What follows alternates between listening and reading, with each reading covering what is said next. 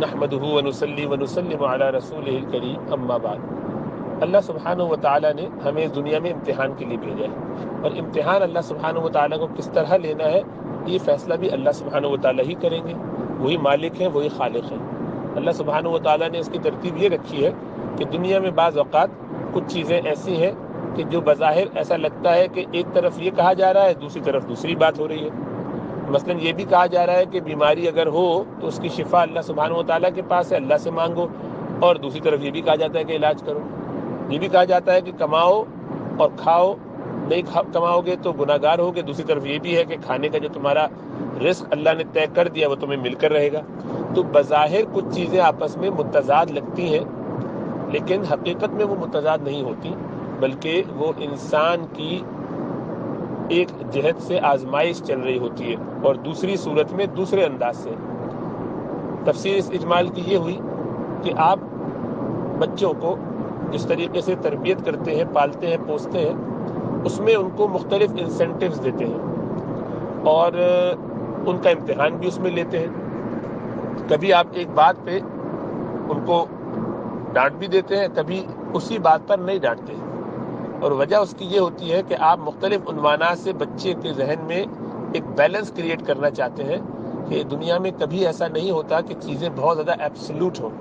اگر اللہ سبحانہ و تعالیٰ پوری دنیا کو جکڑ بندی میں رکھ دیں، طے کر دے ہر ایک کے بارے میں کہ بھائی تمہارا یہ رزق ہے، یہاں سے آئے گا، اتنے بجے پہنچے گا، تمہیں یہاں کھانا ملے گا، تمہارے لیے دوپہر کو یہ لکھا گیا ہے، تمہارے نصیب میں اتنے بچے ہیں، تمہاری اتنی شادی ہونی ہے، تمہیں یہاں پہ نوکری ملنی ہے، تم اس ملک میں رہو گے، تو زندگی کا کوئی لطف اور مزہ نہ رہتا، اور امتحان بھی نہ ہو سکتا۔ ہر چیز جب متعین ہو جائے تو گویا ہم پھر روبوٹ ہوتے کہ جب ہمیں ہر چیز معلوم ہے تو ہمیں کچھ کرنے کی ضرورت کیا ہے۔ لیکن جب یہ امتحان ہے اور دارالامتحان ہے تو اس کے پرچے مختلف جہتوں سے ہی جانچے جاتے ہیں، ہمیں مختلف عنوانات سے رکھا جاتا ہے۔ ایک طرف یہ بھی کہہ دیا کہ تقدیر میں جو لکھا ہے وہ ہو کر رہے گا، لیکن پھر بھی کہا کہ دعا کرو، دعاؤں سے تبدیل کرو۔ تو وہ تقدیر کی دو قسمیں ہوتی ہیں، تقدیر مبرم اور تقدیر وہ جو ہٹتی، یعنی وہ تقدیر مبرم وہ ہے کہ جو ہٹتی نہیں اور پکی ہے، اٹل ہے، اور ایک تقدیر معلق بھی ہوتی ہے۔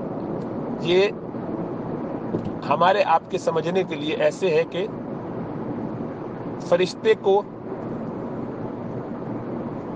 صرف یہ بتایا جاتا ہے کہ اگر فلاں شخص یہ کام کر لے تو اس سے فلاں بلا ٹال دینا، دور کر دینا، اور اگر نہ ہو تو اس بلا میں مبتلا کر دینا۔ تو فرشتے کے علم کی حد تک تو ایسا ہی ہے کہ اس کام پر موقوف ہے، دعا کرنے پر موقوف ہے، صلہ رحمی کرنے پر موقوف ہے، لیکن اللہ کے علم میں وہ ہوتا ہے کہ یہ کرے گا کہ نہیں کرے گا، اور اس کے نتیجے میں ہونے کیا والا ہے، کیونکہ اسکرپٹ سارا اللہ کا لکھا ہوا ہے، اللہ سب جانتے ہیں۔ تو اب وہ کیا ہے، اس چکر میں ہمیں نہیں پڑنا، ہمیں تو صرف یہ دیکھنا ہے کہ ہمیں شریعت نے حکم کہہ دیا، ہمیں یہ دیکھنا ہے کہ کس موقع پر کیا کام کرنے کا کہا گیا ہے۔ یہ بھی کہا کہ صبح شام اذکار میں، تسبیحات میں 3 مرتبہ معوذات پڑھا کرو، قل هو اللہ احد، قل اعوذ برب الفلق، اور قل اعوذ برب الناس۔ اسی طرح ہر نماز کے بعد پڑھا کرو 1 مرتبہ، صبح شام 3 مرتبہ، ہر نماز کے بعد 1 مرتبہ۔ سورہ یاسین پڑھ لیا کرو، مسائل حل ہو جائیں گے صبح میں جو پڑھ لے گا۔ دن بھر میں مختلف اذکار اور تسبیحات بتائے، یہ پڑھ کے اپنے آپ کو محفوظ رکھو۔ اب جو چیز لکھی ہوئی ہے وہ تو ہو کے رہے گی، تو اس سے کوئی فرق نہیں پڑتا، ہمیں یہ کام کہا گیا ہے، ہمیں یہ کرنا ہے، اس کے نتیجے کے در پہ نہیں ہونا، اس کے ہونے کیا والا ہے اس کے نتیجے میں، یہ ہمارا کام نہیں ہے۔ ہمارا کام صرف یہ ہے کہ جو اللہ نے کہہ دیا وہ کرنا ہے۔ تقدیر کے پابند جمادات و نباتات، مومن فقط احکام الہی کا ہے پابند، ہمیں اللہ کا حکم جو آ گیا جس وقت جیسا، بس وہ ماننا ہے، اس فکر میں پڑے بغیر کہ اگر تقدیر میں ہوتا تو یوں ہو جاتا، نہیں، بیماری ہے، اس کا علاج کرنا ہے۔ نظر لگے گی، یہ حق ہے، نظر حدیثوں میں آیا کثرت سے، تو نظر لگ جاتی ہے، تو اس سے اپنے آپ کو بچانا ہے۔ لیکن اسی طرح لوگ حاسدین بھی ہوتے ہیں، ان کی نظر سے بھی بچنا ہے۔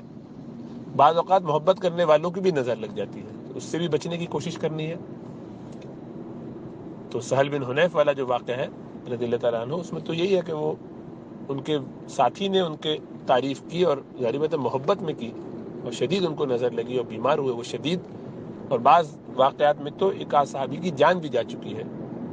تو نظر تو ایسی چیز ہے، لگ جاتی ہے، حدیث میں آیا ہے، صحیح ہے بالکل، اس پر کوئی اختلاف بھی نہیں ہے ائمہ کا، علماء کا. تو گاڑی کے نیچے آ کے اپنے آپ کو پیش کر کے ٹرین کے آگے چلتی پیش کر دینا، یا کھانا حاصل ہو اور نہ کھانا یہ سمجھ کے کہ تقدیر میں ہوگا تو ایسا ہو جائے گا، نہیں، یہ حماقت ہے.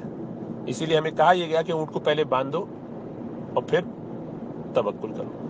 یہ توکل کے منافی نہیں ہے. توکل کے منافی یہ ہے کہ پھر جب وہ ہو جائے تو اس پر آئے ہائے یہ کیا ہو گیا، افسوس کرے، پچھتائے. یہ توکل کے منافی ہے. توکل کا مطلب یہ نہیں ہے کہ احتیاطی تدابیر اختیار نہ کی جائیں، یہ تو سب کچھ کرنا یہی عین توکل ہے، یہی عین شریعت ہے. اسی لیے اللہ کے رسول صلی اللہ علیہ وسلم نے فرمایا کہ پہلے اونٹ کو باندھ لو پھر بھروسہ کرو. پھر خدا نہ خواستہ اس کے بعد بھی اونٹ کھو جائے، گم ہو جائے، باندھا تھا نہیں سنبھال پائے، پھر بھی رسی توڑا کے نکل گیا، تو اب اللہ پر بھروسہ کر کے اس پہ پریشان مت ہو.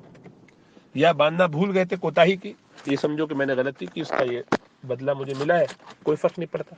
ہو جانے کے بعد ہائے واویلا نہ کرو. نظر لگ جاتی ہے، اس کی فکر پوری کی، دعائیں پڑھ لی، اب نارمل بیہیو کر رہے ہیں، الحمدللہ. اب اس کے باوجود نظر لگ گئی تو اب کوئی ٹینشن کی بات نہیں ہے. پھر اس پر صبر کیا، جو اس کا علاج کرنا تھا وہ علاج کیا، جو دعائیں پڑھنی تھی، دوائیں کرنی تھی، کر لیا. یہ ہے اصل میں توکل کا مطلب، کہ جو چیز لکھی ہے وہ ہو کر رہے گی. مجھے نہیں معلوم کہ لکھا کیا ہے، مجھے اس کی کوشش کرنی ہے کہ گویا کچھ لکھا نہیں ہے بلکہ میرے لیے سب کچھ ٹھیک ہے، مجھے وہی کرنا ہے. اور پھر جب وہ ہو جائے تو بھروسہ کرنا ہے، اس پہ پریشان نہیں ہونا،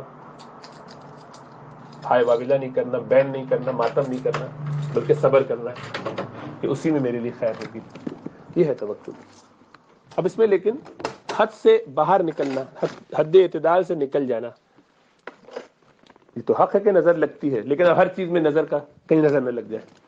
تو اپنی چیزیں چھپا رہے، لوگوں کو بتا نہیں رہے، ان کو بھی نہیں بتا رہے جو مخلصین ہیں، کسی کو نہیں بتا رہے. گویا اتنے انٹروورٹڈ ہو گئے کہ اپنی ذات کے علاوہ کسی پر بھروسہ ہی نہیں ہے، باقی سب سے چھپائے بیٹھے. تو اگر یہ اس لیے ہے کہ لوگوں کے بارے میں بدگمانی ہے، یا آپ کائنات کے سب سے عظیم انسان ہیں اور پوری دنیا آپ پہ نظر لگ کے بیٹھی ہوئی، آپ کا یہ خیال ہے، تو ظاہر بات ایک دھوکے میں پڑے ہوئے آپ. یہ تو خود نمائی و خود پسندی ہے کہ پوری دنیا کو آپ ہی سے حسد ہے. یہ اس کا مطلب ہے آپ کو پوری دنیا سے بدگمانی ہے، اور آپ رسول اللہ صلی اللہ علیہ وسلم کی سنت پہ تو عمل نہیں کرنا چاہتے، جس میں آپ کو یہ کہا گیا کہ آپ یہ معوذات پڑھ لیا کیجئے. وہ کام نہیں کرنا ہے، یا وہ کرنا ہے لیکن بھروسہ نہیں کرنا، تو پھر تو بیلنس صحیح نہیں رہا. تو بیلنس یہ ہے کہ وہ کام بھی کیا جائے، اور جن لوگوں کے بارے میں خیال ہو کہ ان سے تھوڑی سی ایک کوفت ہوتی ہے، مشقت لگتی ہے، یہ ذرا اس طرح خیر خواہ نہیں ہے، مخلص نہیں ہے، یا تجربے نے بتایا کہ یہ ایسی باتیں کہہ دیتے ہیں جس سے مسائل پیدا ہو جاتے ہیں، شاید نظر بھی لگ جاتی ہو، تو وہ یقینی نہ صحیح لیکن لگتا ہے، اس لیے احتیاطاً ان کو نہیں بتاتے. فلاں اپنی کوئی بات یا کچھ عرصے کی بات بتائیں گے، لیکن ہر ایک سے پیرانوائڈ ہو کے سوچ رہے ہیں کہ پتہ نہیں وہ بھی ایسا کرتا ہے، اس سے بھی چھپا لینا چاہیے، اس سے پوری دنیا سے چھپا کے بیٹھے ہوئے کہ نظر نہ لگ جائے. تو یہ جو ہے اس طرح کا رویہ یہ مناسب نہیں ہے، اس لیے کہ جہاں لوگوں کی نظر لگتی ہے اس سے زیادہ لوگوں کی اچھی دعائیں لگتی ہیں. ایسا بہت کم ہوتا ہے کہ کوئی شخص اتنا اعلیٰ درجے کا ہو کہ پوری دنیا اس سے حسد کرتی ہو اور کوئی اس سے محبت نہ کرتا ہو. اس کا مطلب وہ آدمی یا تو خود گڑبڑ ہے. اگر وہ اچھے لوگ ہوتے اخلاقی طور پر ہر لحاظ سے، تو لوگوں سے محبت کرنے والے زیادہ ہوتے. تو ان کو تو بتانے کا فائدہ ہے کہ وہ آپ کے لیے دعائیں کرنے والے ہوں. وہ نظر کیوں لگائیں گے؟ نظر تو وہ لگاتے ہیں کہ جن کو شعور کم ہو، علم کم ہو، سمجھ کم ہو. تو جو آپ کے ویل وشر ہیں، آپ کے والدین ہیں، بھائی بہن، رشتہ دار ہیں، سسرالی رشتہ دار، سگے رشتہ دار، یہ تو آپ کے دوست احباب محبت کرنے والے ہیں، یہ تو آپ کے لیے دعائیں کریں گے. ان کو تو جو بات پتہ چلے گی آپ کی خوشی کی تو اس میں خوش ہوں گے.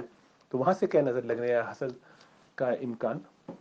اور آدمی اپنے طور پر اہتمام بھی کرتا رہے، یہ تسبیحات پڑھتا بھی رہے، اللہ سے مانگتا بھی رہے، اور پھر خدا نخواستہ کوئی بات ہو جائے تو اللہ پر بھروسہ کرے.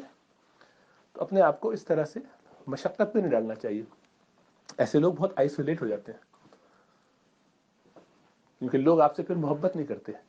لوگوں کی فطرت یہ ہے کہ اس سے کھلتے ہیں جس سے ان کو محبت ہو، اور محبت اس سے کرتے ہیں جو ان سے کھلے. یہ چیز ایک دوسرے کو تقویت دیتی ہے. آپ اپنی تمام باتیں دل میں رکھیے، کسی سے تذکرہ نہ کیجیے، اس کو شیئر نہ کیجیے، تو بہت جلدی آپ دنیا میں تنہا ہوں گے.